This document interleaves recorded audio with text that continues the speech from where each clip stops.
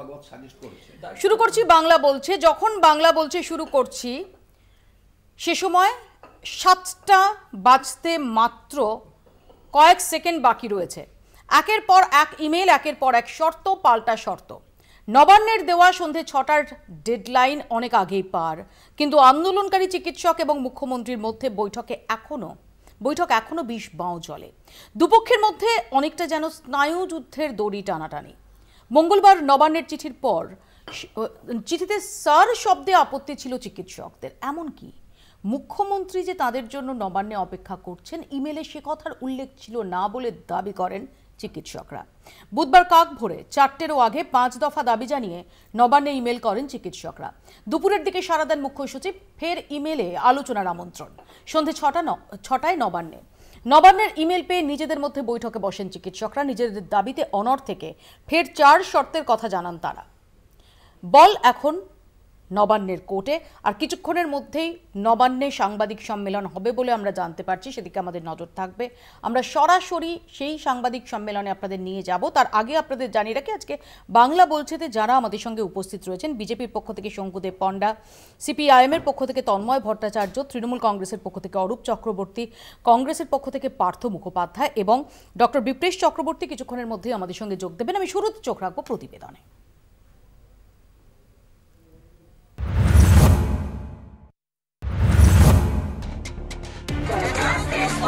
24 ঘন্টা অবস্থানে জুনিয়র চিকিৎসকরা। মঙ্গলবার স্লোগান, প্ল্যাকার্ড, প্রতীকী মস্তিষ্ক, গোলাপ হাতে করুণাময় থেকে স্বাস্থ্য ভবন অভিযানে নামেন জুনিয়র চিকিৎসকরা। স্বাস্থ্য ভবনের দোরগোড়ায় প্রতিবাদের বিস্ফোরণ। সুপ্রিম ডেডলাইন অমান্য করে 5 দফা দাবিতে অনড়। কি দাবি আন্দোলনকারীদের? 5 দফা দাবি। কি দাবি আন্দোলনকারীদের? 1. অবিলম্বে অভয়ের বিচার, দোষীদের দ্রুত চিহ্নিত করা, অপরাধের উদ্দেশ্য সামনে আনা, দোষীদের দৃষ্টান্তমূলক শাস্তি। 2. স্বাস্থ্য আইন মোতাবেক সন্দীপ ঘোষকে বরখাস্ত এবং শাস্তিমূলক ব্যবস্থা, তথ্য প্রমাণ লোপাটের সঙ্গে প্রত্যক্ষ বা পরোক্ষভাবে জড়িতদের চিহ্নিত করে পদক্ষেপ, স্বাস্থ্য সচিব, স্বাস্থ্য অধিকর্তা ও স্বাস্থ্য শিক্ষা অধিকর্তার পদত্যাগ। 3. কলকাতা পুলিশ কমিশনার বিনীত গোয়েলের ইস্তফা, ডিসি নর্থ এবং ডিসি সেন্ট্রালের বিরুদ্ধে শাস্তিমূলক ব্যবস্থা। 4. সব মেডিকেল কলেজ, হাসপাতাল এবং স্বাস্থ্য কেন্দ্রের চিকিৎসক ও স্বাস্থ্যকর্মীদের নিরাপত্তা সুনিশ্চিত। 5. সব পক্ষের প্রতিনিধি রেখে কমিটি তৈরি করে থ্রেট কালচার নির্মূল করা। আন্দোলনকারীরা যখনই দাবিকে সামনে রেখে আন্দোলনে অনড়, প্রায় একই সময়ে নবান্নে আন্দোলনকারীদের অপেক্ষায় মুখ্যমন্ত্রী। মাননীয় মুখ্যমন্ত্রী তার নবান্নের চেম্বারে অপেক্ষা করছিলেন। আন্দোলনকারীরা অবশ্য ইমেলের সম্বোধন নিয়ে প্রশ্ন তোলেন। ইমেলে কেন স্যার বলে উল্লেখ, কেন ম্যাডাম নেই? প্রশ্ন জুনিয়র চিকিৎসকদের। স্যার এই বলে আমাদের সম্বোধন করা হয়েছে, খুব স্পষ্ট বলছি আমরা, শুধু স্যাররা এই আন্দোলনে নেই, ম্যাডামরাও এই আন্দোলনে আছে। যদি এই সম্বোধন করতে হয় তাহলে স্যার ম্যাডাম দুটোই যেন পরের চিঠিতে বা পরের মেলে থাকে। বুধবার সকালে জুনিয়র চিকিৎসকরা জানান, স্বাস্থ্য ভবন থেকে আসা ইমেলে বৈঠকে মুখ্যমন্ত্রীর উপস্থিতির বিষয়ে কিছু উল্লেখ ছিল না। ভোর 3:50 মুখ্যমন্ত্রীকে ইমেল করেন তারা। 3:50 আমরা আবার একটি মেল করি মাননীয় মুখ্যমন্ত্রীকে। We came to know that you were willing to meet us. However, the mail that we received from Principal Secretary of Health at 6:12 p.m. on 10/9/2024, there was no such mention. 5 দফা দাবি উল্লেখ করে নবান্নে চিঠি লেখেন জুনিয়র চিকিৎসকরা। তাদের দাবি ছিল 30 জনের প্রতিনিধি দল মুখ্যমন্ত্রীর সঙ্গে দেখা করবেন। শেষ পর্যন্ত 12 থেকে 15 জনের প্রতিনিধির সঙ্গে সন্ধে 6টায় বৈঠকে বসার কথা জানান মুখ্য সচিব।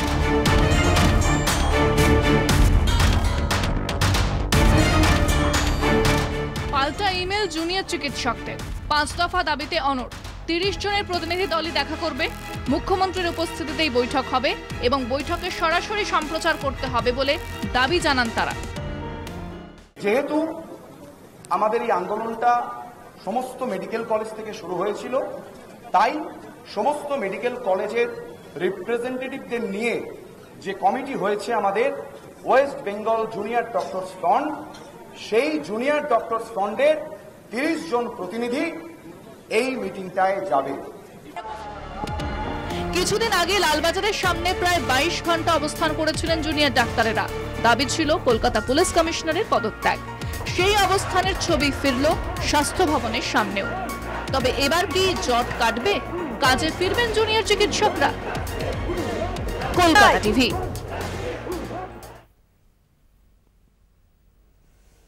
আমি অরূপের কাছে প্রথমে আসি। অরূপ, আজকে দুপুরবেলা মুখ্য সচিবের তরফ থেকে যে চিঠি পাঠানো হয়েছিল এবং যেখানে বলা হয়েছিল যে দাবি মতো, অর্থাৎ জুনিয়র ডাক্তারদের দাবি মতো 30 জন নয় কিন্তু 12 থেকে 15 জন প্রতিনিধি তারা উপস্থিত থাকতে পারেন নবান্নে আজ সন্ধ্যে 6টায়। সন্ধ্যে 6টার পর এক্স্যাক্টলি 1 ঘন্টা কেটে গেছে এবং কিছুক্ষণ আগের যে ডেভেলপমেন্ট, জুনিয়র ডাক্তাররা তারা জানিয়ে দিয়েছেন যে 5 দফা তারা দাবি দিয়েছেন, যেখানে বলা হচ্ছে যে মুখ্যমন্ত্রীকে উপস্থিত থাকতে হবে এবং এটা সরাসরি লাইভ সম্প্রচার করতে হবে। এখনো পর্যন্ত অন্তত বরফ গলার কোনো ইঙ্গিত নেই। মৌপিয়া, দেখো, মানে আমার যতটুকু স্মরণে আছে যে বাঙালির জীবনে এই যে চিঠি চালাচালি কথা তোমরা বলছিলে, বাঙালি সবচেয়ে বেশি উদ্বেলিত ছিল এতদিন পর্যন্ত রবীন্দ্রনাথ এবং ভিক্টোরিয়া ওকাম্পোর মধ্যে চিঠি চালাচালি নিয়ে, মানে বাঙালির জীবনের আলোড়নের চিঠি চালাচালি। কিন্তু আজকে যে চিঠি চালাচালি, মাঝে আমরা মমতা বন্দ্যোপাধ্যায়, জগদীপ ধনকরের মধ্যে চিঠি চালাচালিও দেখেছি। আমি জাস্ট একটা সাম্প্রতিক উদাহরণ দিই। না, এটা চিঠি চালাচালি হয়নি, সেখানে বাক্য বিনিময়। না, চিঠি চালাচালি, স্পষ্ট চিঠি চালাচালি। সেটা অ্যাডমিনিস্ট্রেশনের সাথে অ্যাডমিনিস্ট্রেশনে। এক্ষেত্রে জুনিয়র ডাক্তারদের যে চিঠির কথা বলছেন, প্রথম কথা একটা জিনিস আমরা সকলেই সহমত যে নিশ্চিতভাবে ডাক্তার বা জুনিয়র ডাক্তারদের আন্দোলন সেটা তো একেবারে ন্যায্য দাবিতে আন্দোলন, সেটা নিয়ে তো কোনো দ্বিমত নেই কারোর মধ্যে। আমরা একটাই দাবি করেছিলাম, একটা আবেদন করেছিলাম, টু বি মোর স্পেসিফিক, যে আপনারা আন্দোলনে থাকুন, কর্মবিরতিটা তুলে নিন, প্রয়োজনে রিলে কর্মবিরতি করুন। যে কথা আমরা বলছি না, সুপ্রিম কোর্টের ডেডলাইন, একটা জিনিস মানতে হবে, আমরা কিন্তু ল অ্যাবাইডিং সিটিজেন, আমাদের দেশের মাথার উপরে আছে আদালত। সুপ্রিম কোর্ট যখন কোনো নির্দেশ দিয়ে দেয় সেটাকে অমান্য করা কিন্তু কন্টেম্প্ট অফ কোর্ট। আমরা পরিষ্কার করে বলছি, আপনারা ডাক্তারবাবুরা যে আন্দোলন করছেন অভয়ার বিচার চেয়ে, সেই দাবি অত্যন্ত ন্যায্য সদর্থক দাবি এবং এই প্রতিবাদ আন্দোলনে আমরাও আপনাদের সাথে সমব্যথী সহমর্মী। সেই জায়গায় দাঁড়িয়ে সবার আগে উচিত, দেখুন, এই গত 1 মাসের পিরিয়ডে আজকে নিয়ে কাউন্ট করলে 26 জন মানুষকে আমরা হারিয়েছি যারা কার্যত প্রপার ট্রিটমেন্ট না পেয়ে বিভিন্ন হাসপাতালে মারা গিয়েছেন। একটা জিনিস এর সাথে সাথেই দেখবেন মৌপিয়া, যে 40% মুনাফা বৃদ্ধি পেয়েছে প্রাইভেট কর্পোরেট হাসপাতালের। কর্পোরেট হাসপাতাল মৌপি আপনি দেখান তো কর্মবিরতি হচ্ছে, একটা কর্পোরেট হাসপাতাল দেখান তো। কর্পোরেট হাসপাতালের ডাক্তারবাবুরা আসছেন, বক্তৃতা করছেন, ভালো ভালো কথা শুনতে ভালো লাগছে, কিন্তু কর্পোরেট হাসপাতালের প্রফিট বাড়ছে 40%। এটা বাংলার অন্যতম বৃহত্তম দৈনিক তারা আর্টিকেল করছে। সেই জায়গায় আমি যা শেষ করে নিচ্ছি, সেই জায়গায় দাঁড়িয়ে আমরা আপনাদের কাছে করজোরে বিনতি করছি, আপনাদের আন্দোলন তো ন্যায্য, আপনাদের আন্দোলনের দাবি ন্যায্য, আন্দোলন করুন। কর্মবিরতি তুলে যদি পুরো না নেন, অন্তত রিলে কর্মবিরতি করুন, যাতে গরিব মানুষকে চিকিৎসা না পেয়ে ফিরে যেতে না হয়। এখানেই আমার শঙ্কুর কাছে প্রশ্ন, যে শঙ্কু, কালকে শঙ্খদীপ, আমাদেরই সতীর্থ সাংবাদিক, রাজনৈতিক বিশ্লেষক, তিনি একটা কথা বলছিলেন, শঙ্খদীপ বলছিলেন যে বারবার গোল পোস্ট শিফট করা, একটা দাবি, তারপর আরেকটা দাবি, তারপর আরেকটা দাবি। আমরা যখন দেখলাম যে নবান্ন থেকে কাল ডাক পাঠানো হলো, কিন্তু স্যার কেন বলা হয়েছে, ডেফিনেটলি আমরা সবাই যারা জেন্ডার ইকুয়ালিটি নিয়ে সরব তারা এই ধরনের প্রশ্ন তুলি, কিন্তু এখানে দাঁড়িয়ে অন্তত এটা এতটা ক্রিটিক্যাল নয়। হতেই পারে যে হয়তো বয়ান ছিল, মানে এটা সম্পর্কে সতর্ক করে আমন্ত্রণটা মেনে নেওয়া যেত।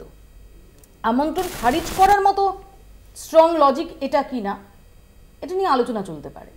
আজকে যখন বলা হলো যে তাদের দাবি মেনে যে 30 জনের বদলে 12 থেকে 15 জন তারা যোগ দিতে পারবেন, তখনও একের পর এক নতুন যুক্তি তারা দিচ্ছেন। মানে আদৌ কি জুনিয়র ডাক্তাররা তারা সমস্যার সমাধান চাইছেন? দিদি, আমি ছাত্র আন্দোলন করেছি, আমি এক্সপেক্ট করেছিলাম রাজ্যের মুখ্যমন্ত্রীকে যারা নবান্নে বসে অ্যাডভাইস করছেন তারা অন্তত এই ধরনের সিচুয়েশনে রাজ্যের মুখ্যমন্ত্রীকে প্রপারলি কিছু কিছু জায়গায় অ্যাড্রেস করবেন।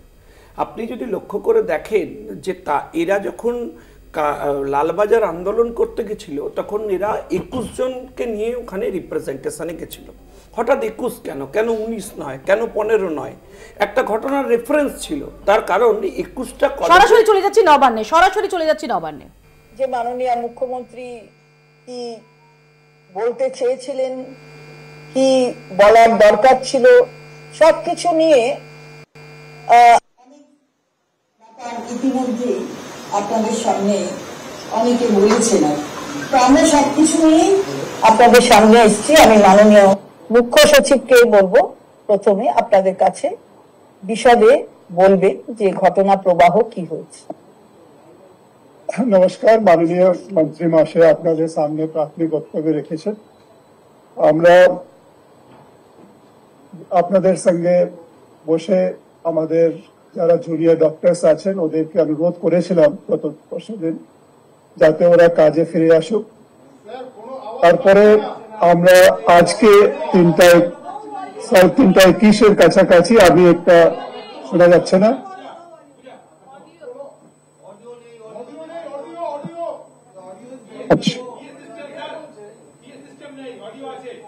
তাহলে আমি আবার বলছি সকলকেই নমস্কার। আমরা আপনাদের যে প্রেস কনফারেন্স করেছিলাম তখন আমি আপনাদের মাধ্যমে আমাদের জুনিয়র ডক্টরস ভাই বোনদেরকে রিকোয়েস্ট করেছিলাম, অনুরোধ করেছিলাম স্টেট গভর্নমেন্ট তরফ থেকে যাতে ওরা মাননীয় সুপ্রিম কোর্টের নির্দেশ মেনে কাজে যাতে ফিরে আসুক, ডিউটিস গুলো রিজিউম করুক এবং মানুষের কাছে যে ওদের পরিষেবা দেওয়ার দায়িত্ব আছে ওটা সুষ্ঠুভাবে পালন করুক। কিন্তু মাননীয় সুপ্রিম কোর্টের আদেশকে এখনো মান্য করা হয়নি। আমি আজকে আবার 3:21 একটা মেলের মাধ্যমে আমাদের জুনিয়র ডক্টরসদেরকে অনুরোধ জানিয়েছিলাম কি ওরা কাজে ফিরুক এবং গঠনমূলক আলোচনা করার জন্য ওরা আজকে 6টার সময় 12 থেকে 15 জন ওদের যারা মেম্বার্স আছেন ওদেরকে নিয়ে নবান্নায় আসুন। আমরা ওদের সঙ্গে খোলামেলা আলোচনা করব যাতে স্বাস্থ্য পরিকাঠামোর মধ্যে যে আরো উন্নতি আনার প্রয়োজন আছে, উন্নয়ন করার প্রয়োজন আছে, এটা আমরা সামগ্রিক আলোচনার মাধ্যমে যাতে আমরা করতে পারি এবং ওদের যে মূল দাবি আছে সেফটি এবং সিকিউরিটি ব্যাপারে এই আলোচনার মাধ্যমে আমরা কি কি কাজ করছি ওদেরকে বলার একটা উদ্দেশ্য ছিল এবং ওদের সাজেশনস মাধ্যমে আরো সেফ এবং সিকিউর এনভায়রনমেন্ট আমরা কি করে আমাদের হসপিটালস এবং মেডিকেল কলেজেস এবং অন্য ইনস্টিটিউশনস তৈরি করতে পারি এটাও আমরা আলোচনার মাধ্যমে ঠিক করতে চাইছিলাম। কিন্তু দুর্ভাগ্যবশ খুব দুঃখের সঙ্গে বলছি আজকেও ওরা আমাদের এই যে মেল আমরা পাঠিয়েছিলাম তাতে ওরা আজকেও রেসপন্স সেরকম প্রোঅ্যাক্টিভ এবং পজিটিভ রেসপন্স যেটা আমরা চাইছিলাম ওরা মিটিং এর জন্য আসেননি। আমরা এখানে এখন অব্দি অপেক্ষা করছিলাম। ইতিমধ্যে একটা মেল যেটা আমরা পেয়েছি ওদের কাছ থেকে যেটাতে লেখা আছে, আপনারা সকলেই এটা ইতিমধ্যে পেয়ে গেছেন কি ওদের 30 জন ডেলিগেটস আসবেন এবং লাইভ টেলিকাস্ট করা হবে এবং 5টা ডিমান্ডস যেটা আছে এটাকে মানতে হবে। তারপরে অনারেবল চিফ মিনিস্টার যাতে উপস্থিত থাকেন। মাননীয় মন্ত্রী মহাশয় বলেছেন গতকাল 7:30 অব্দি অনারেবল চিফ মিনিস্টার ছিলেন এখানে যাতে ওরা আসলে ওদের সঙ্গে আলোচনা করা যেত। কিন্তু এই যে আজকে আবার মেল পেয়েছি এটা আমার মনে হয় কি যেটা আলোচনার যেটা একটা পরিবেশ যেখানে আমরা কোনো কন্ডিশনস রেখে আলোচনা করা যায় না, এটা আপনারা সকলেই জানেন। আমরা চাইছিলাম খোলামেলা আলোচনা হবে, একটু পারস্পরিক ব্রেনস্টর্মিং হবে, ওদের কি কি কনসার্নস গুলো আছে এটা যাতে আমরা শুনতে পারি, বুঝতে পারি এবং ওই কনসার্নস গুলোকে যাতে আমরা আলোচনার মাধ্যমে অ্যাড্রেস করতে পারি। তারপরে আমরা যেখানে যেখানে যে যে কাজ করার প্রয়োজন এটা করব। এই উদ্দেশ্য নিয়েই আজকে মেলও পাঠানো হয়েছিল, কিন্তু যেহেতু ওদের রেসপন্স এরকম আসেনি আমরা আজকেও এই সভা করতে পারিনি। এটা জিনিস একটা সবাইকে বুঝতে হয় কি এই কন্ডিশনস গুলো রেখে যে একটা এটা হলে তারপরে আলোচনা হবে এই মানসিকতা আমার মনে হয় ঠিক নেই। ওরা অল প্রফেশনালস আছে, they are all educated people, they know how to do discussions. আমি মনে করি কি একটু খোলামেলা আলোচনা করার জন্য ওদের আসার উচিত ছিল, কিন্তু আসেনি, এটা দুর্ভাগ্যের বিষয়। বাট আমরা আশা করব কি ওরা এখনো মাননীয় সুপ্রিম কোর্টের যে নির্দেশ আছে, আমাদের যে আপিল আছে এটাকে সাড়া দিয়ে কাজে ফিরে আসবে। মানুষের প্রতি যে ওদের দায়িত্ব আছে ওটা সুন্দরভাবে পালন করবেন। আমরা দেখেছি ইতিমধ্যে ওদের যেহেতু প্রোটেস্টে আছে অনেক মানুষ যে ওদের কাছ থেকে যে পরিষেবা পেত ওরা পাচ্ছে না। তো আমরা আশা করব ওদের তরফ থেকে যাতে একটা পজিটিভ প্রোঅ্যাক্টিভ রেসপন্স যাতে আমরা পাই এবং ওরা কাজের মধ্যে আবার ফিরে যাক, এটাই আমরা আজকে আপনাদের সামনে আপনাদের মাধ্যমে আমাদের জুনিয়র ডক্টরসদেরকে আবার অনুরোধ করছি। কিন্তু আজকে যে মেলের রেসপন্স আমরা পেলাম এটাতে আমরা dishearten and it should not have happened. আমরা আশা করব সুপ্রিম কোর্টের আদেশকে ওরা অক্ষর অক্ষরে মানবে, যেটা সব ল অ্যাবাইডিং সিটিজেনের মানার কথা, কিন্তু জানি না কি কারণে ওরা এটাকে এখনো পালন করেনি। আমি মাননীয় মন্ত্রী মহাশয়কে বলবো এর উপরে আরো যদি কিছু ব্যাখ্যা করার থাকে। আমি এরপরে আমার ডান দিকে আছেন ডাইরেক্টর জেনারেল অফ পুলিশ, তাকে বলবো তার বক্তব্য রাখ। Good evening. আমাদের মাননীয় মন্ত্রী এবং চিফ সেক্রেটারি ওনারা বলেছেন আমাদের ওয়েস্ট বেঙ্গল পুলিশ থেকে শুধু একটাই যেটা কথা আমরা আবার আমার জুনিয়র ডক্টর ভাই বোনদেরকে বলবো, that we are committed to providing safe and secure work environment. আমরা ওদের হসপিটালের সিকিউরিটি নিয়ে আর আদার ওয়ার্ক প্লেসেস অলসো এটা আমরা অলরেডি এঙ্গেজ করছি এন্ড আমরা চাইছি তাড়াতাড়ি ওরা ফিরে আসুক, ওরা একটা চেঞ্জ ডেফিনেটলি দেখতে পারবে। সেকেন্ড জিনিসটা এটা হচ্ছে যেটা চিফ সেক্রেটারি আন্ডারলাইন করেছেন, যদি আমরা স্বাস্থ্য পরিকাঠামোর উন্নতি চাইছি তাহলে আমাদেরকে খোলামেলাই আলোচনা করতে হবে, ওপেন মাইন্ড দিয়ে আলোচনা করতে হবে। এন্ড ওর জন্যই আজকে ইমেল গতকালও দেওয়া হয়েছিল, আজকেও দেওয়া হয়েছে। এন্ড ওনারা যেন ভুল পথে না গিয়ে ওনারা যদি ঠিকভাবে এটা যদি সত্যিকার আমরা স্বাস্থ্য পরিষেবার উন্নতি চাইছি তাহলে ডেফিনেটলি একটা আলোচনার মাধ্যমে এটা আমরা সব ঠিক করতে পারি। আমাদের সকলের অবজেক্টিভ একই আছে। And again, I will assure them that we'll try to provide a safe and secure environment with the existing security যারা আছে ওদেরকে সাথ এঙ্গেজ করে। Thank you very much. আপনারা শুনলেন মাননীয় মুখ্য সচিব তার বক্তব্য রাখলেন এবং তার সাথে আমাদের মাননীয় ডাইরেক্টর জেনারেল অফ পুলিশ তিনিও তার বক্তব্য রাখলেন। আমরা যেটা বারবার বলেছি, মাননীয় মুখ্যমন্ত্রী বলেছেন, ঘটনা অত্যন্ত দুর্ভাগ্যজনক, অত্যন্ত বেদনাদায়ক। আমরা তার যথেষ্টভাবে নিন্দা করি এবং এই অপরাধীদের শাস্তি হোক তার জন্য শুধু মুখে বলা নয়, রাজ্য বিধানসভায় বিলও পাস হয়ে গেছে, আপনারা দেখেছেন। সুতরাং আজকে একটা খোলা মনে আলোচনা, গতকাল থেকে এই আলোচনা নিয়ে একটা টানাটানি হচ্ছে, সবাই সাধারণ মানুষ দেখছেন। যেটা আমরা বারবার বলছি, যেটা অন্য কোনো ক্ষেত্র নয়, এটা রোগী পরিষেবা দেওয়ার ক্ষেত্র। আসলে সাধারণ মানুষ, গরিব মানুষ, তাদের পরিষেবাটা থেকে যাতে তারা বঞ্চিত না হন তার জন্যই বারবার অনুরোধ করা হচ্ছে।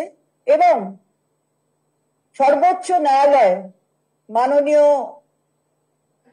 প্রধান বিচারপতির যে বেঞ্চ প্রিসাইড করছিলেন, সেখানে অনারেবল সুপ্রিম কোর্ট 9 তারিখে ডিরেকশন দিয়েছেন যে গতকাল মঙ্গলবার 5টার মধ্যে তাদের কর্মবিরতি তারা তুলে নিক এবং কাজে ফিরুক।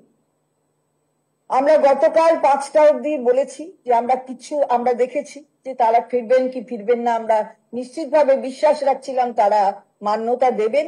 এই অর্ডারটা তো, ডিরেকশনটা তো অনারেবল সুপ্রিম কোর্টের। এবং যেটা মাননীয় মুখ্য সচিব বললেন যে সবাই ল অ্যাবাইডিং সিটিজেন, প্রত্যেককে সুপ্রিম কোর্টের ভার্ডিক্ট এটাকে তো মান্যতা দিতে হবে, তার সঙ্গেই গতি প্রকৃতি সবকিছু মানিয়ে চলতে হবে। সুতরাং আমরা ভেবেছিলাম যে তারা তুলে নেবেন। গতকাল 5টা থেকে অপেক্ষা করা হচ্ছিল, অর্থাৎ 6:10 আগেও কিন্তু খবর পৌঁছেছিল যে এখানে মাননীয় মুখ্যমন্ত্রী আছেন, বসে অনেক সিনিয়র অফিসাররা রয়েছেন, তারা আলোচনা করবেন। 6:10 একটা মেল গেছে প্রধান সচিব, যিনি আমাদের হেলথের প্রধান সচিব, তার কাছ থেকে একটা মেল গেছে। আমরা দেখলাম সেই মেল যাবার পরেও নানা রকম কথা বলে, আমি আর পুনরাবৃত্তি করছি না, নানা রকম কথা বলে কেউ আসলেন না এবং সেই 7:30 অবধি মাননীয় মুখ্যমন্ত্রী এখানে বসেছিলেন। অর্থাৎ তিনি কিন্তু খোলা মন নিয়ে আলোচনার জন্য বসেছিলেন। সেই মেল কে কেন্দ্র করে একটি মেল আসলো সিএমওতে ভোর 3:45।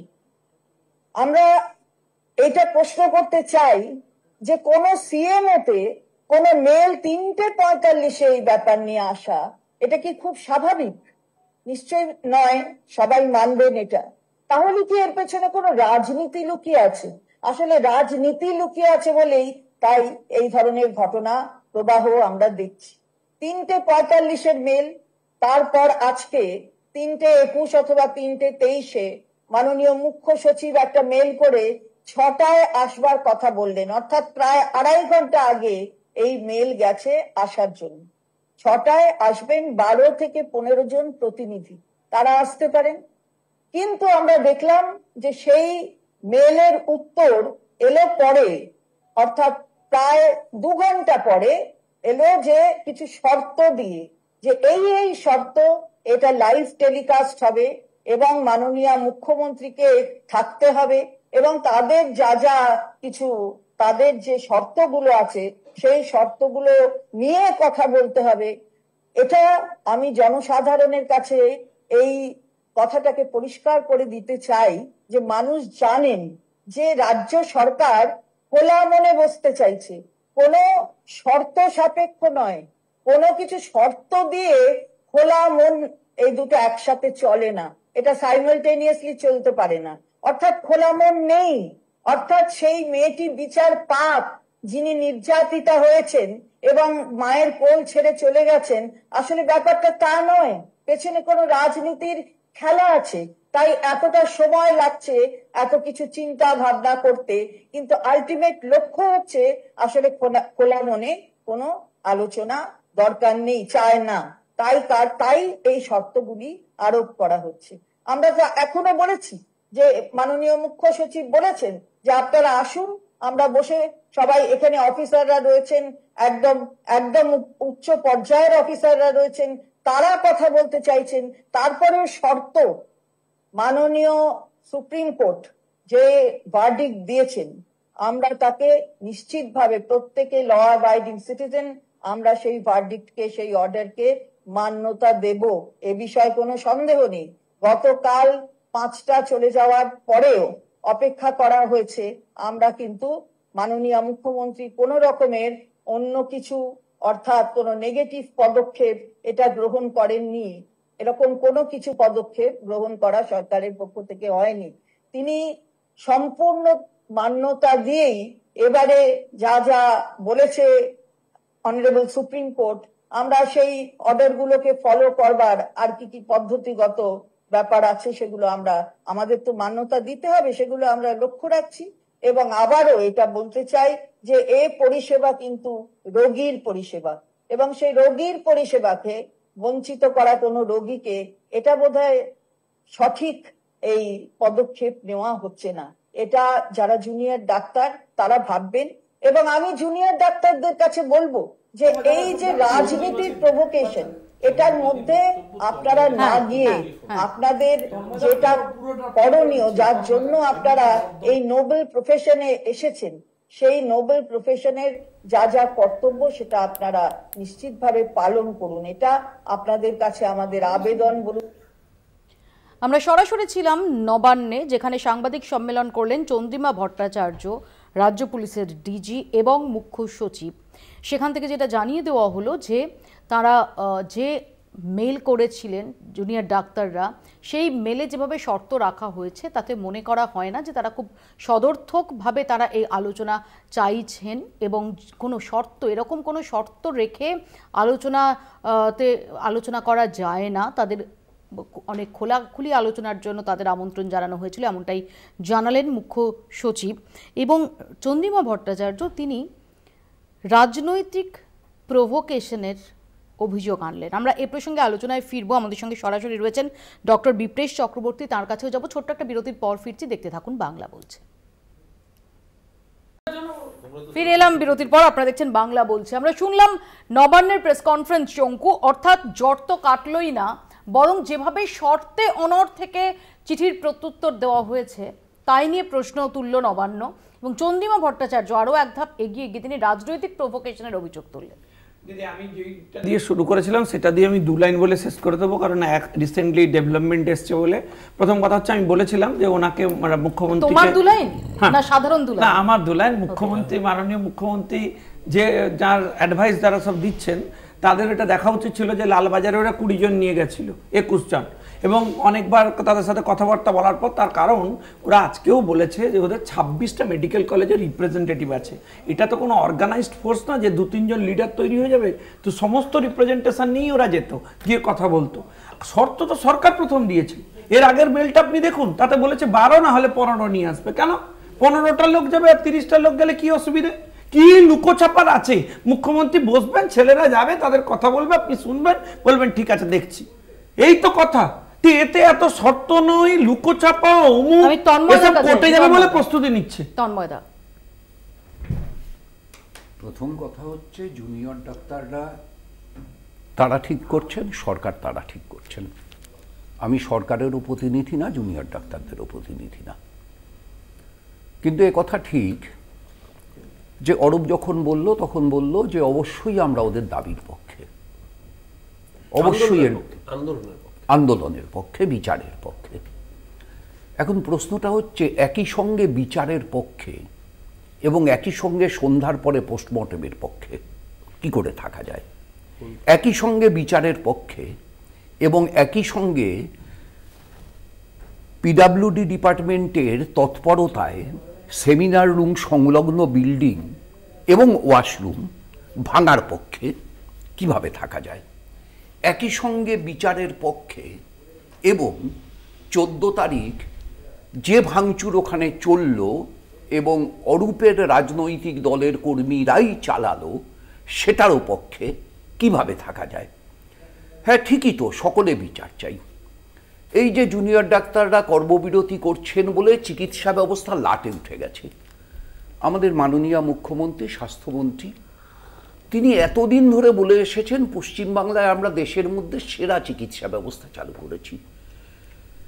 প্রায় প্রত্যেক দিন নিয়ম করে একটা সময় তিনি সুপার স্পেশালিটি হাসপাতালের উদ্বোধন করেছেন। একসঙ্গে রিমোটের বোতামটিকে 17টা সুপার স্পেশালিটি হাসপাতালের উদ্বোধন হয়েছিল, তুমি নিউজ করেছিলে, পড়েছিলে।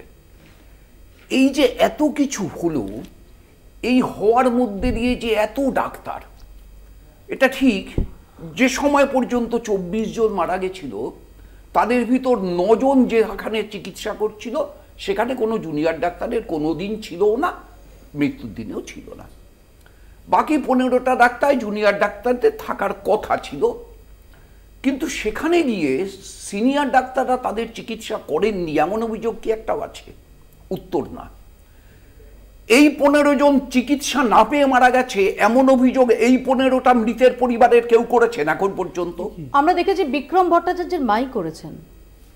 বিক্রম ভট্টাচার্যের মা করেছেন, মানে বিক্রম ভট্টাচার্যের মার কথাটা সত্য নয়? না না, সত্য নয় আমি বলিনি, বিক্রম ভট্টাচার্যের মা করেছেন। যিনি সদ্য পুত্র হারিয়েছেন তার অভিযোগটাকে গুরুত্ব দেওয়ার দরকার নেই। না না, কে বলেছে? পূর্ণব্রত গুণ বলেছেন। কে বলেছে? গুরুত্ব দিতে হবে না বড় আন্দোলন? আমি থেমে গেলাম। না বলুন। হ্যাঁ, কথা হচ্ছে যে এর ভেতরে 2 জন একমাত্র সঠিক পরিষেবা না পাওয়ার অভিযোগ করেছেন, বিনা চিকিৎসার অভিযোগ করেননি।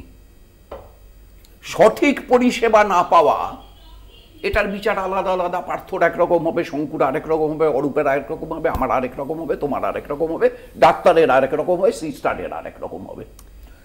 যেখানে একজনের মৃত্যু হয়েছে সেখানে পরিষেবা না পাওয়া, না চিকিৎসা না পাওয়া, হসপিটাল চললে দিদি কতজন মারা যায়? মৌপিয়া, এটা লজিক হসপিটাল চললে তো প্রতি সপ্তাহের থেকে বেশি মরে। Logic counter logic. যে কোনোদিন ফুল ফ্লেজেড হসপিটাল চলবে আপনি বাইরে পাঠিয়ে দেবেন কাউকে, এর থেকে বেশি লোক মারা যায়।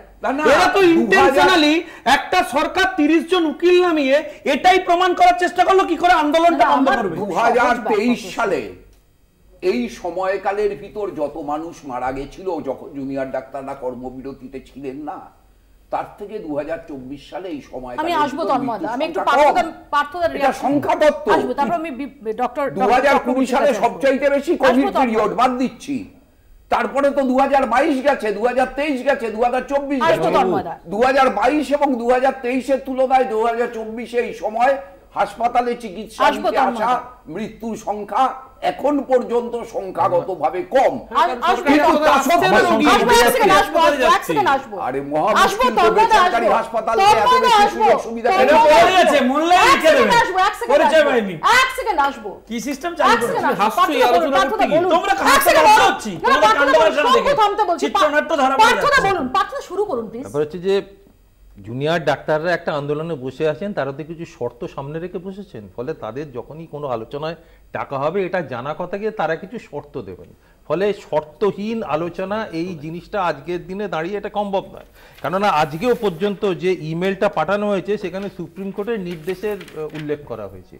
তো যে মুহূর্তে সুপ্রিম কোর্টের নির্দেশের উল্লেখ করা হলো তার মানে সরকারও কিন্তু অলক্ষ্যে একখানা শর্ত কিন্তু সেখানে চাপিয়ে রাখলো, অর্থাৎ একটা ভয় দেখিয়ে রাখলো যে সুপ্রিম কোর্টের নির্দেশটা রয়েছে। আর গতকালের যে ঘটনাটা, ইমেলটা পাঠিয়েছিলেন স্বাস্থ্য সচিব, এটা খুব সাধারণ ঘটনা যে স্বাস্থ্য সচিবের পদত্যাগ দাবি করছেন সেই স্বাস্থ্য সচিবের কাছ থেকে তারা ইমেল পেলে তারা সেটাকে, এটা জুরিসপ্রুডেন্সের প্রশ্ন, তারা সেটাকে গ্রাহ্য নাও করতে পারেন। হ্যাঁ, তারপরেও কথা হচ্ছে, দ্বিতীয়ত হচ্ছে তারপর এর তো কোনো there is no end to it. এই যে গোলপোস্ট শিফট করার কথা বলছি, আমরা আবারও বলছি যে ডক্টরদের, জুনিয়র ডক্টরদের যে ক্ষোভ, যে শোক, যে ক্রোধ, যে আক্রোশ, এই সমস্ত কিছু আজকের যে দুটো শর্ত সেটা কিন্তু খুব জেনুইন শর্ত। আগেও ঘটনা ঘটেছে, সেটা হচ্ছে সরাসরি সম্প্রচার।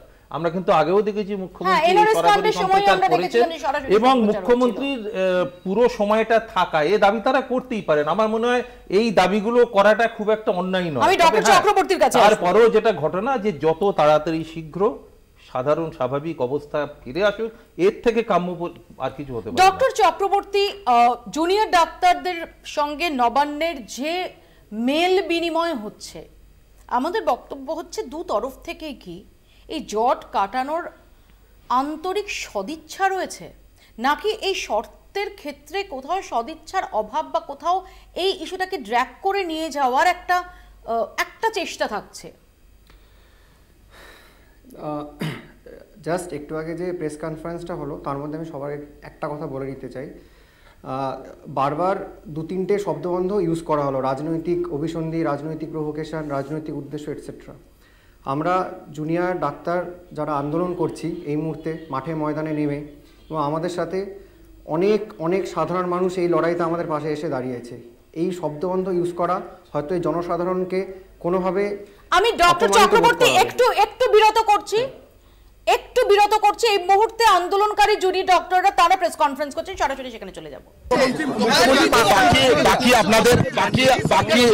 বাকি আপনাদের যা প্রশ্ন আছে আমরা সম্মিলিত বডি মিটিং ডেকে আমরা সুস্পষ্টভাবে পয়েন্ট বাই পয়েন্ট যা রেখেছে, আমাদের আন্দোলন সম্পূর্ণ অরাজনৈতিক। আমাদের যা বলার সম্পূর্ণ পয়েন্ট বাই পয়েন্ট আমাদেরকে একটু সময় দিন, 15 মিনিটের মধ্যে আমরা জানিয়ে দিচ্ছি।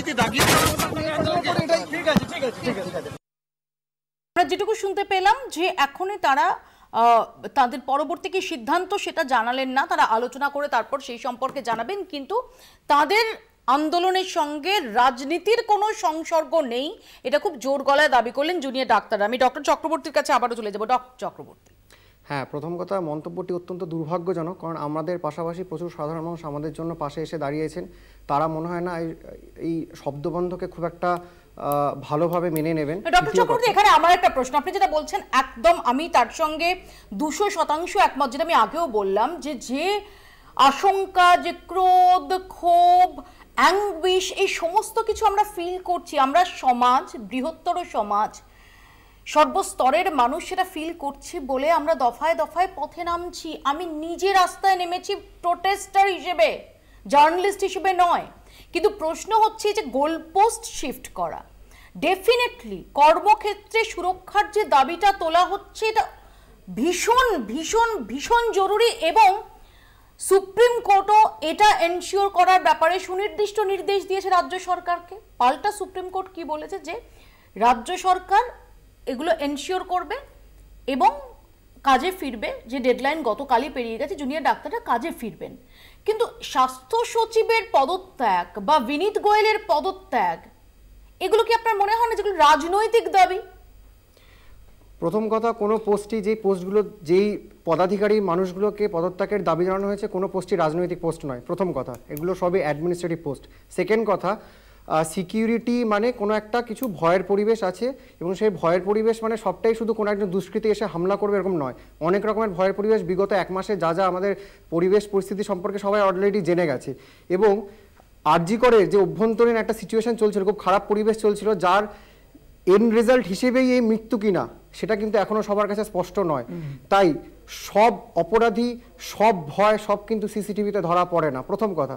দ্বিতীয় কথা, যেগুলো 2019 আন্দোলন হয়েছিল, আমাদেরই এক ভাইকে, আমাদেরই এক জুনিয়রকে ধরে মেরে মাথা ফাটিয়ে দেওয়া হয়েছিল, 2019-এ মাথা ফেটেছিল, তারপর কি হলো, 2024-এ একজনকে মার্ডার হতে হলো। তো আমরা আর আমাদের দেওয়ালে পিঠ থেকে গেছে। আমার এখানে একটা প্রশ্ন আছে সমস্ত, আপনি আবারও বলছি, এই আন্দোলনের ক্ষেত্রে সম্পূর্ণ সলিডারিটি রেখে বলছি, এবং আমি অ্যাজ অ্যান ইন্ডিভিজুয়াল সলিডারিটি রেখে বলছি যে এই যে ওয়ার্ক প্লেসে একজন ডক্টর 36 ঘন্টা ডিউটি করার পর সামান্য রেস্ট নিচ্ছেন, তিনি অন ডিউটি রয়েছেন, সেই অবস্থায় যে নারকীয় পরিণতি, এটা আমাদের সবাইকে আমূল নাড়িয়ে দিয়েছে। কিন্তু আমার একটাই প্রশ্ন হচ্ছে কর্মবিরতিটা নিয়ে। যদি আমরা দেখি, আনফরচুনেট, আইন শৃঙ্খলা নিয়ে বড় প্রশ্ন উঠে যাবে। আমরা তো দেখেছি কয়েক বছর আগেই স্বয়ং মুখ্যমন্ত্রীর কেন্দ্র, সেখানে একটা বাড়ির মধ্যে মার্ডার হয়েছে, বাড়ির মধ্যে। ডেফিনেটলি পুলিশ প্রশাসন তার দায় নিতে হবে, পুলিশ প্রশাসনের ভূমিকা নিয়ে প্রশ্ন উঠেছে, কিন্তু তা বলে কি বাড়িতে থাকা বন্ধ করে দেওয়া হয়? আপনার প্রশ্নটি অত্যন্ত অযৌক্তিক আমার মনে হলো। মনে হবে যুক্তি মানে মুশকিল হচ্ছে যুক্তির পাল্টা উত্তর না থাকলে সেটা অযৌক্তিক বলা, বিশেষত যখন সেটা অনেয়ার থাকে তখন সেটা অযৌক্তিক বলাটাই একমাত্র পথ থাকে, সেটা আমি জানি। আমি আবারও বলছি, ডক্টরদের এই আন্দোলন, ডক্টরদের শুধু না, গোটা সমাজের আন্দোলন। আমি নিজে সেই আন্দোলনের একজন আন্দোলনকারী, আমি রাস্তায় নেমেছি, আমি আবারও নামবো। হ্যাঁ, আমি এবার বলছি তাহলে। প্রথম কথা হচ্ছে, যে মেয়েটি মারা গেছে সে অন ডিউটি অবস্থায় সে মারা গিয়েছে, সেটাই তো বললাম আমি। হ্যাঁ, সেকেন্ড কথা হচ্ছে, বাড়ি আর ওয়ার্ক প্লেসে মার্ডার হওয়া দুটোর মধ্যে ডিফারেন্স আছে। না কিন্তু ঘটনা একটা ডেফিনেটলি, আমি তো সেই একই কথা বললাম যে ওয়ার্ক প্লেসে 36 ঘন্টা ডিউটি করে অন ডিউটি একজন ডক্টর, তার সুরক্ষা নেই, এটা হতে পারে না। তো কর্মবিরতি কেন? এই দাবিতে তো গোটা সমাজ রয়েছে।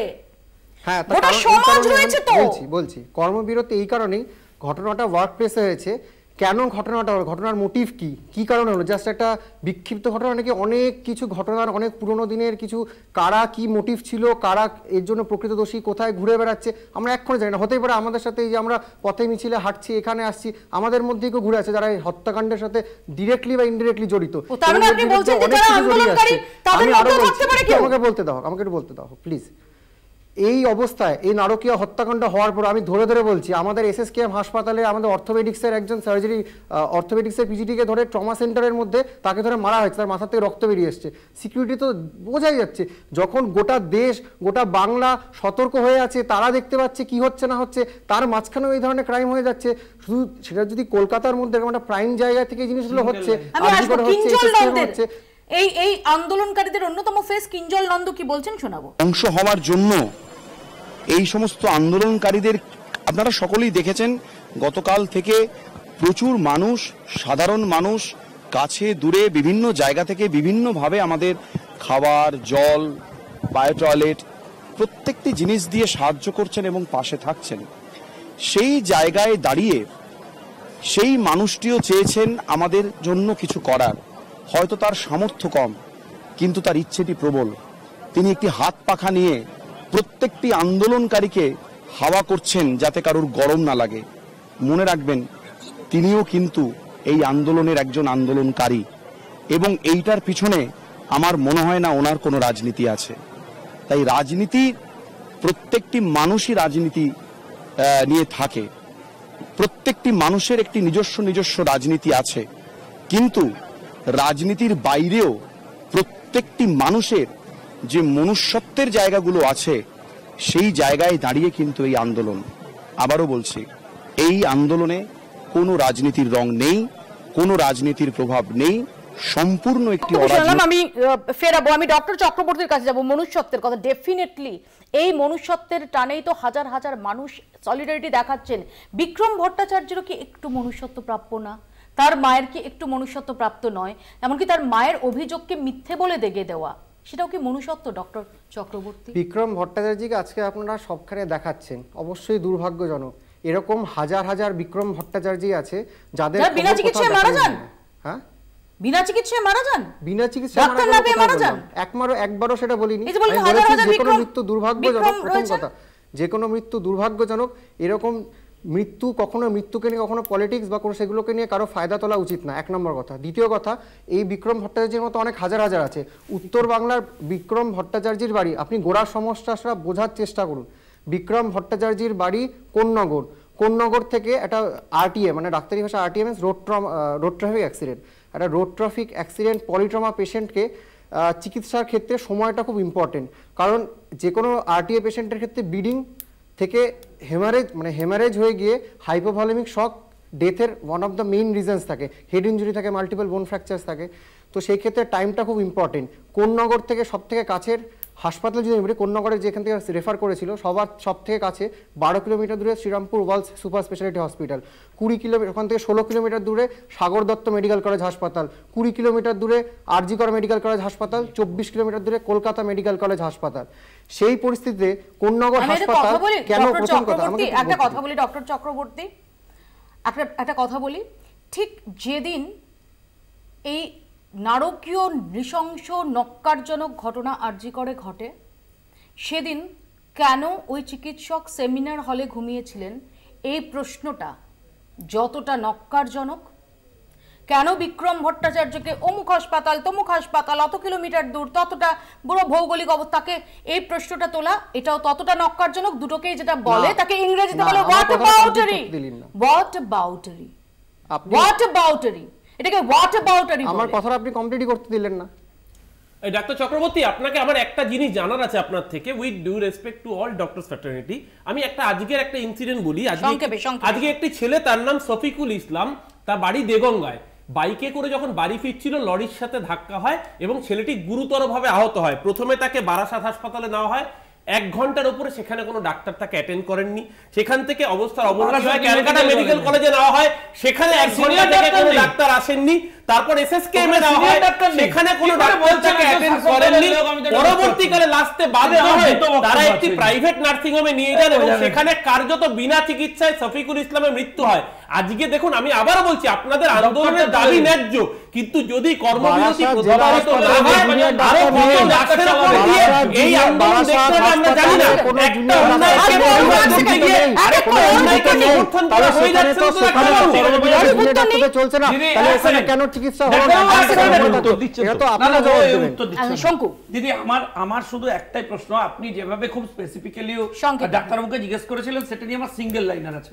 আপনি আমাকে বলে দিন যে রাজ্য সরকার যে পরিস্থিতি ফেস করতে হচ্ছে দুটো ডিপার্টমেন্টের জন্য, একটা পুলিশ আর একটা হেলথ, যে ডিএমই, যে হেলথ সেক্রেটারি এবং যে পুলিশ কমিশনার এই পুরো ব্যাপারটার জন্য রেসপন্সিবল, তাদের একটা মাথাও চেঞ্জ করেছে।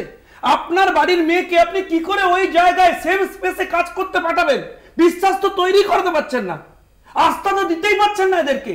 ভাই তুমি পত্তা দেখাতে, আস্থা দেখাতে, তুমি মণিপুরে আমার প্রধানমন্ত্রীকে চেঞ্জ করে তুমি দেখাতে না, তুমি করছো ডাক্তার বলে দিলেন তো তুমি সেখানে পলিটিক্স করতে গেছো বলেই আজকে অগ্নিমিত্রা পালকে ঘাট ধাক্কা দিয়েছো। না ধাক্কা দিয়েছে আজকে অগ্নিমিত্রা, আমি পরের দিন পলিটিক্স করতে গেছো বলেই অভিজিৎ রামুকে ঘাট ধাক্কা দিয়েছো। আপনাদের আন্দোলন পলিটিক্যাল, এই আন্দোলনে রাজনীতি করে ঢোকাতে গেছো তোমরা, ডাক্তারদের আন্দোলন প্রেস কনফারেন্স ছিল, জানো না সব আপডেটেড এখন বাংলা বলছে। পরিস্থিতি বদলাও। ফিরে এলাম বিরতির পর, আমি তন্ময়দার কাছে আসবো। তন্ময়দা, না, আমার একটা ওই তুমি যখন ডাক্তার চক্রবর্তীকে অনেকগুলো প্রশ্ন করছিলে, তার পরিপ্রেক্ষিতে আমার একটা দুটো বাংলা শব্দের মানে জানতে ইচ্ছে করছে। আচ্ছা, দুষ্কর আর তস্কর প্রায় সমজাতীয় উচ্চারিত হয়, এই দুটো শব্দের আলাদা কি অর্থ আছে? মানে দুষ্কর মানে কি আর তস্কর মানে কি? দুষ্কর মানে কঠিন, যে এটা এটা খুব দুষ্কর, এটা করাটা খুব দুষ্কর। তস্কর মানে চোর। আচ্ছা, আসলে দুষ্করটা হচ্ছে কল্পনা, ফ্যান্টাসি, ওটা তুমি দেখতে পাও না। এভারেস্ট অভিযান দুষ্কর তোমার কাছে, তেনজিং নোরগের কাছে না। আমার বন্ধু সত্যরূপ সিদ্ধান্ত বা মলয় মুখার্জির কাছে আমি শেষ করি, ঠিক। তাহলে দুষ্করটা হচ্ছে আমাদের কল্পনা এবং আমাদের ফ্যান্টাসি, আর তস্করটা হচ্ছে যেটা আমরা দেখতে পাচ্ছি। যেমন আমরা দেখতে পাচ্ছি যে বিরূপাক্ষ বিশ্বাস 8 লক্ষ টাকা দেখতে পাচ্ছি, আমরা দেখতে পেয়েছি সারদা, আমরা দেখতে পাচ্ছি যে কোনো একজন রাজনীতিবিদ মনে করছেন তার রাজনীতি পবিত্র, তার স্বাস্থ্য পবিত্র, তার পুলিশ পবিত্র, তার রেপ পবিত্র, তার খুন পবিত্র, তার সন্ত্রাস পবিত্র, তার রাহাজানি পবিত্র, তার হাসপাতাল ভাঙচুর করা পবিত্র, তার সেমিনার রুমের প্রমাণ লোপাট করা পবিত্র, তার একই লোককে পুলিশের সর্বোচ্চ পদে রেখে দেওয়াটা পবিত্র, তার একই লোককে স্বাস্থ্য ব্যবস্থায় একবার ট্রান্সফার করে 4 ঘন্টার ভিতর রিপোস্ট করে দেওয়াটা পবিত্র। এই এত পবিত্রতার মাঝখানে থেকে খুব সংক্ষেপে অরূপ, যখন অমাবস্যা হয়, শেষ বাক্য, এত পবিত্রতার মধ্যে থেকে যখন তুমি দেখবে যে একটা ঘোর অমাবস্যার রাতে হঠাৎ বড় করে একটা উল্কাপতন হলো, তখন দেখবে চারদিকটা একটা আলোয় চলে। উল্কাটার নাম কি জানো? আমি উল্কার নাম আমি শেষ করে নি বাক্য, সেই আলোটা যদি অরূপের চোখে না পড়ে, অরূপের চোখের দোষ না, আমার চোখে পড়েছে তো। আমি আলো, প্রজ্বলিত আলো দেখলাম। ধরুন আমি 14 বছর জেল খাটলাম খুনের অভিযোগে, যাকে খুন করলাম তার বিধবা বউকে থ্রেট দিলাম, তারপরে আমি গিয়ে জাস্টিস চেয়ে রাস্তায় নামলাম, দুলাল ব্যানার্জি, তন্ময়দার ছোট ভাতৃ সম, আমি জানি না, বা সুশান্ত ঘোষরা, আজকে যখন জাস্টিস চেয়ে রাস্তায় নামছে তখন এই আলো প্রভা ভাই তুমি কথা বলো না। দুদিন আগে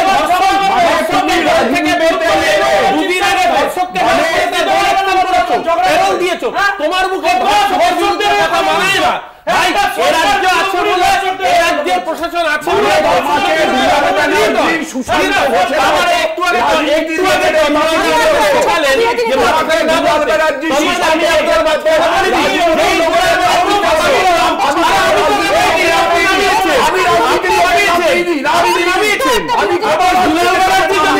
খুনের প্রতিবাদ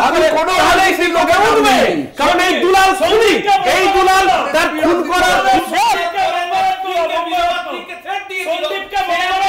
আসবো ছোট্ট একটা ব্রেকের পর ফিরছি। দেখুন বাংলা বলছে।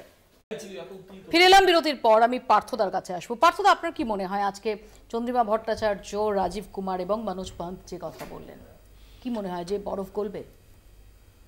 না, প্রথম কথা হচ্ছে যে বারবার করে ওনারা শর্তের কথা বললেন, সেখানে তারা ওই যে রাজনীতিকরণের কথা যতবার আনছেন, আমার মনে হয় রাজনীতিকরণের এই শব্দটা সরকারের কিন্তু পরিহার করা উচিত, নাহলে কিন্তু সৌহার্দ্যপূর্ণ পরিবেশ সৃষ্টি হবে না, এটা কিন্তু বারবার বোঝা গেছে। এবং শর্ত থাকবে, দেখুন শর্ত জুনিয়র ডাক্তাররা দেবে, সরকারকে কিন্তু এখন নরম হয়ে সেটা কিছু মানতে হবে। যেমন যে দুটো শর্ত দিয়েছে সরকারি সম্প্রচার এবং মুখ্যমন্ত্রী সর্বসময় থাকা, এই দুটো অবিলম্বে মানা উচিত বলে আমি মনে করি, কারণ এই দুটো শর্ত ছাড়া কিন্তু আজকের এই আলোচনা এগোবে না। এবং স্বাস্থ্য সচিব যদি সেখানে উপস্থিত না থাকেন সেটা আরও ভালো, কারণ জুরিসপ্রুডেন্সের নিয়ম অনুযায়ী যার বিরুদ্ধে আমার অভিযোগ তিনি যদি আমার সঙ্গে আলোচনায় থাকেন, তাহলে কিন্তু এই ধরনের আলোচনা সুযোগ খুব কম। অভিজ্ঞতা সঞ্চয় করলেন যে ঠিক জায়গায় পৌঁছানো যায় না, তারা ভেবেছিলেন সিপি রেজিগনেশন সেলিমকে বললেন কোন কাজ নেই, অভিজ্ঞতা নেই, না না উত্তর বলে দিয়েছে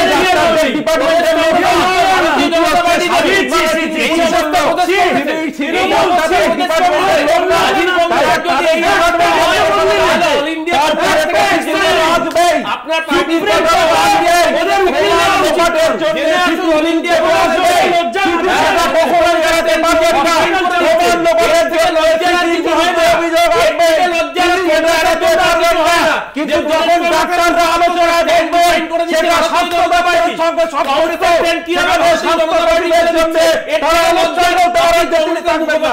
এটা এই দাবি করা অবশ্যই করতে পারে না, অবশ্যই করতে পারেন তারা। চিৎকার করে লজ্জা ঢাকা যায় না, এই লজ্জা আপনার চিৎকার করে ঢাকে। কে চিৎকার করে লজ্জা? কিসের লজ্জা? আরে লজ্জা লজ্জা বাড়ছে বিজেপি প্রদেশ কংগ্রেসের স্ট্যান্ডিফাই করে দিচ্ছে।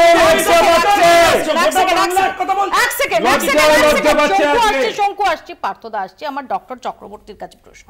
ডক্টর চক্রবর্তী, ডেফিনেটলি যে সমস্ত অভিযোগ উঠেছে কলকাতা পুলিশ এবং আরজিকর কর্তৃপক্ষের বিরুদ্ধে, সার্বিকভাবে স্বাস্থ্য দফতরের বিরুদ্ধে, নর্থ বেঙ্গল লবির দাদাগিরি থেকে শুরু করে একাধিক দুর্নীতির অভিযোগ যাতে তদন্ত শুরু হয়েছে, সেই তদন্তে সিবিআই, ইডি তারা এই মুহূর্তে অ্যাক্টিভ রয়েছেন এই ধর্ষণ এবং খুনের মামলার পাশাপাশি।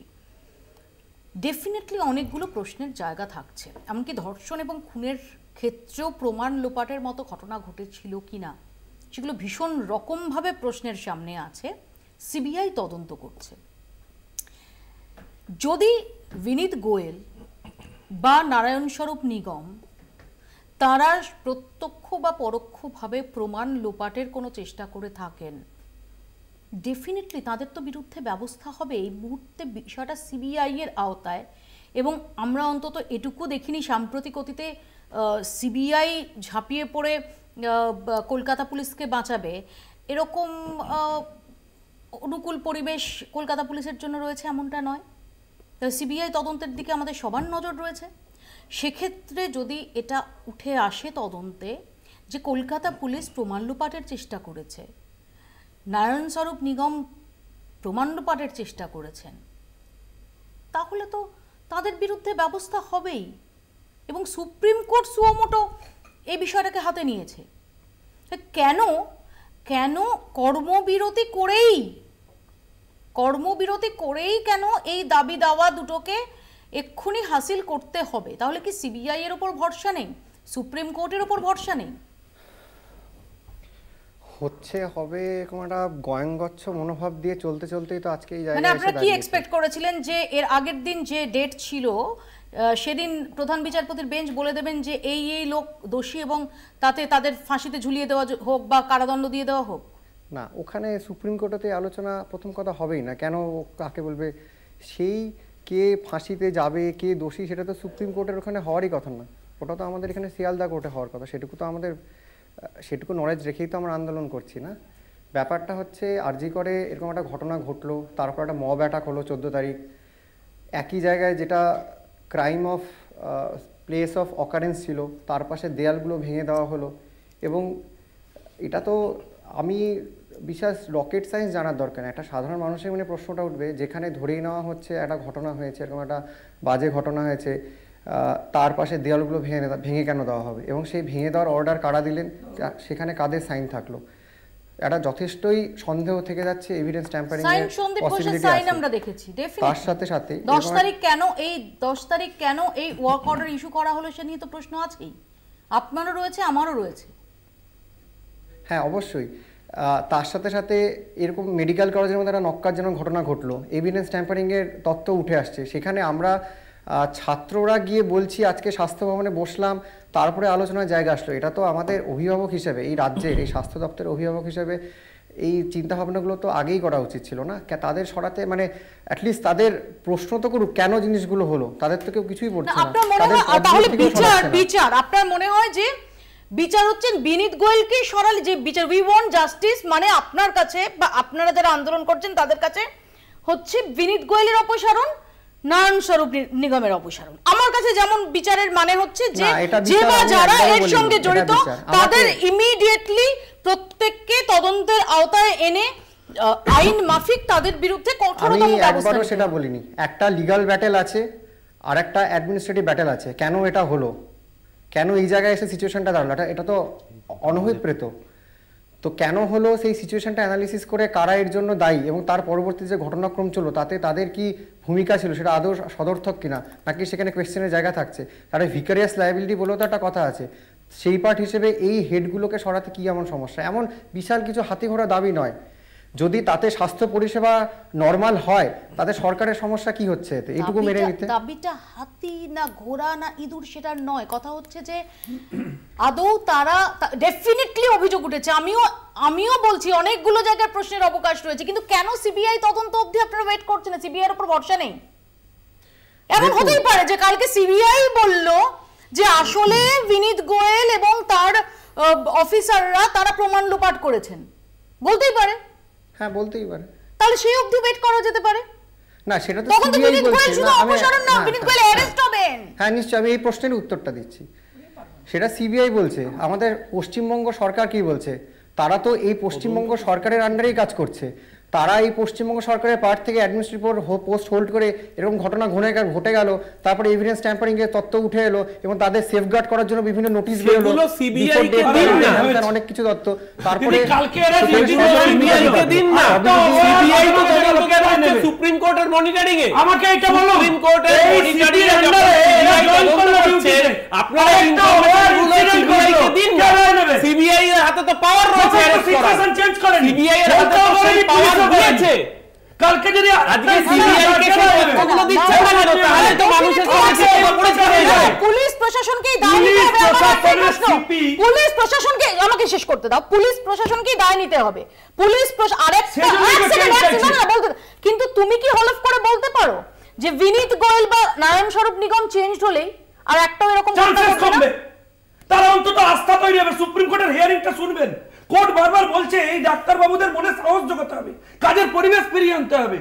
ওদের এমন জায়গায় পরিবেশটা নিয়ে চলে গেছে গোটা আর্জি করেন, এরা কাজ করতে যেতে ভয় পাচ্ছে। কেন কমবে? সুপ্রিম কোর্ট বলেছে কি সোশ্যাল মিডিয়া দেখে ট্রায়াল হবে না, এমনকি যে আইনজীবীকে ওরা পাঠিয়েছিল যদিও লিস্টে তার নামই ছিল না, তাকে বলেছিল পুট ইওর ভয়েস ডাউন। এই মিথ্যা কথা বলার জন্য বলেছিল পুট ইওর ভয়েস ডাউন। এই মিথ্যা কথা বলার জন্য বলেছিল put your voice down. Supreme কোর্টের চিফ জাস্টিস একই কারণে বলেছিল। আমার এটা রাখতে হবে যে যদি এই জায়গাতেই জটিলতা থাকে। এক সেকেন্ড, তাহলে দুর্গাপূজা বলে আগে একটু শেখ বড়দের থেকে এত দুর্গাপূজা বলে চেঁচাচ্ছিস। সবচাইতে তো সমস্যায় পড়েছে বিশ্বকর্মা। পশ্চিমবাংলায় কোনো কলকারখানা নেই, মেশিন সারাতে পারবে না, ওকে তখন সিদ্ধারা। বিশ্বকর্মা সেদিনকে ভাবেছিলেন যেদিনকে 56,000 কারখানা ওরা বন্ধ করে দিয়েছিলেন। ওনাদের ক্ষমতায় থেকে 56,000 কারখানা কারা বন্ধ করেছিলেন? কাজে জয়েন করলে বাবা মারা চিন্তা থাকবে। রাত্রিবেলা কি বাবা মারা হারা দেবে? এটা কি কুম্ফু পান্ডা হচ্ছে? এটা কি কুম্ফু পান্ডা হচ্ছে? এখন সেম শাস্ত্র লোকেরা চালাচ্ছে। এটা কি কুম্ফু পান্ডা? আপনি একটা বলবেন, আপনি একটা প্রশ্ন করেছেন, আপনি বলেছেন আপনি একটা প্রশ্ন আছে, সেটা হচ্ছে ডেফিনেটলি যে ঘটনা ঘটেছে, কেন সাধারণ মানুষ বেরোচ্ছেন তারা নিজেদের রিলেট করতে পারছেন যে সুরক্ষা কোথায়, ওয়ার্ক প্লেসে সুরক্ষা কোথায়? আমরা সবাই ভাবছি ওয়ার্ক প্লেসে সুরক্ষা কোথায়। আবার তুমি একটা কথা বলো যে তোমরাই বলো যে এই রাজ্যে এই রাজ্যে বিরোধী রাজনীতির যে পরিসর সেটা অত্যন্ত বিপজ্জনক। তোমরাই বলো এখানে তাদের কোনো সুরক্ষা নেই, যারা বিরোধী রাজনীতি করে তাদের খুন হওয়ার অভিযোগ উঠেছে, তাদের এমন ব্যক্তি আছে যাদের খুন হওয়ার পর হদিশ পাওয়া যায়নি, সেই অভিযোগ তোমরা করো। জেপি নাড্ডা অব্দি এখানে এসেছেন, তার কনভয় আক্রান্ত হয়েছে, একের পর এক কেস হয়। তারপরে আমি জানি ব্যক্তিগতভাবে যে তোমার বাবা মাও খুব চিন্তা করেন, মাসিমা মেশামশাই খুব চিন্তা করেন, কিন্তু তুমি যে রাস্তাঘাটে ঘুরে বেড়াও তার কি তোমার সঙ্গে ঘুরে বেড়ান? ঠিক দিদি, প্রথম কথা হচ্ছে আমার ব্যক্তিগত কেন্দ্রীয় সিকিউরিটি আছে, সেটা নিয়ে আমার কোনো বিষয় নয়, কিন্তু সবার সিকিউরিটি নেই। না, আমি যেটা বলছি বিজেপি যারা তৃণমূল স্তরের কর্মী যারা ঝান্ডা নিয়ে বেরোয়, তার মানে আপনি বলছেন শুধু বলছেন শুধু তৃণমূলের সরকারে এই লিস্টটা থাকবে কর্মী পারে একটা বড় হতে পারে বিজেপি তৃণমূল এটা বলে নাই, ওরা এটা বলে না মিডিয়ায়, এটা বলে না, ইউটিউবে রয়েছে ভাই তোমরা তৃণমূল স্তরের কর্মী নেই তৈরি করে সিপিএম এর কর্মী এরা সিকিউরিটি দিতে পারবে আর একটা বড় হবে, কারণ এরা তো বিশ্বাস করেছিল সিপির। আরে ভাই তোমার প্রধানমন্ত্রী কেন্দ্রে বানারস হিন্দু ইউনিভার্সিটি রেপ করেছিল, এফআইআর নাওনি, এফআইআর নাওনি, জেল থেকে বেরোনোর পর মালা দিয়ে এক সেকেন্ড সেকেন্ড লজ্জা করে না? এক সেকেন্ড তন্ময়দা নাও তন্ময়দা এত বিশ্বাস করছিল শিবির উপরে এক সেকেন্ড কতদিন হলো কি করে? এক সেকেন্ড তন্ময়দা একজন তুমি পাঠানো তোমার মেয়েকে এক সেকেন্ড বিচক্ষণ সেই পুলিশ তো তো অভিযোগ করেছে না না এক সেকেন্ড পাঠানো তন্ময়দা ভোট কেটে সাজো এক সেকেন্ড বাবা শঙ্কু এক সেকেন্ড এই সরকার বলছে মেয়েদের হাতে কাজ করা দরকার শঙ্কু এক সেকেন্ড সেটা অত্যন্ত আপত্তিকর তোরা তো মেয়েদের কাজ করতে দিতে না তোরা তো সংহিতা মানিস তোরা তো ব্রাহ্মণবাদের প্রতিনিধি তোরা তো সংহিতা মানিস তোরা তো মেয়েদেরকে সেকেন্ড সেকেন্ড করুন রাতে শো করবেন না তৃণমূল বলছে যারা মেয়েদের রাতে কাজ ভাবে তার নাম ভারতীয় জনতা পার্টি যারা মনোবাদকে প্রমোট করে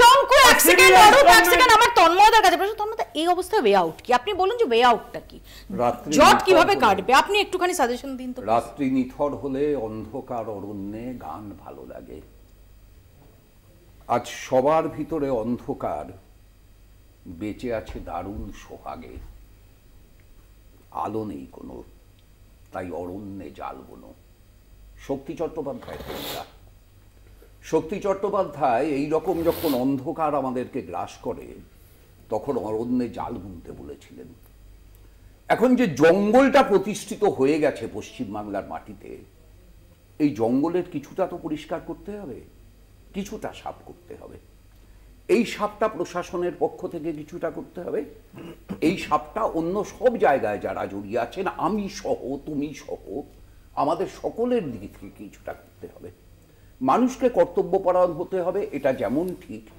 ঠিক সেই রকম মানুষ তো কাজ করেন একটা সংসদীয় গণতান্ত্রিক ব্যবস্থায় মানুষ সরকার নির্বাচন করেন এবং এই সরকারকেও মানুষই নির্বাচন করেছেন সেই সরকারের কাছেই তো মানুষের প্রত্যাশা থাকবে অভয়া বলি তিলোত্তমা বলি তার মার যে প্রত্যাশা সেই প্রত্যাশা তো এই সরকারের কাছে ছিল এখন সেই মা অভিযোগ করছে সত্য মিথ্যা আমি জানি না সেই বাবা অভিযোগ করছে যে রাত্রিবেলা তাদের ডেকে ঘরের গলির একটা ভেতরে কোন এক পুলিশ নাকি টাকার packet offer it may be truth may be wrong I don't know আমি তো ছিলাম না ওখানে কিন্তু আমার কথা হচ্ছে যে সবটা মিলিয়ে গোটা রাজ্যটায় এই মুহূর্তে গোটা বিশ্বের কাছে আমরা বাঙালি হিসেবে লজ্জিত অপমানিত অবমানিত আমাদের বাংলাকে তো এই লজ্জা থেকে বেরোতে হবে ইউরোপের বাইরে একমাত্র রেনেসার জন্মভূমি আমার এই মাটি সেই মাটিতে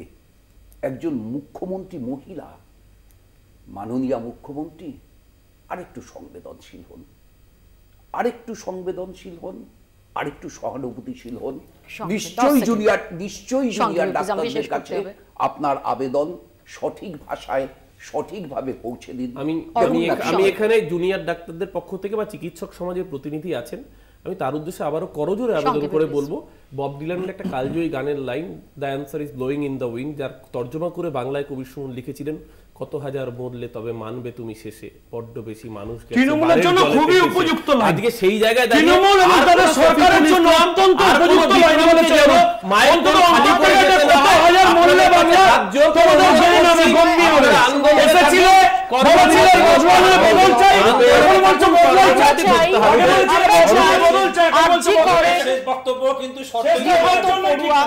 বিচার পান আমরা সবাই বিচারের দাবিতে সরব আমরা চাই সংবেদনশীলভাবে এই বিষয়টা হ্যান্ডেল করা হোক এবং জুনিয়র ডাক্তাররা তাদের সঙ্গে সরকারের এই মুহূর্তে যে স্নায়ুযুদ্ধ চলছে তার অবসান ঘটুক এবং তারাও কাজে ফিরুন আপাতত এখানেই শেষ করছি দেখতে থাকুন কলকাতা টিভি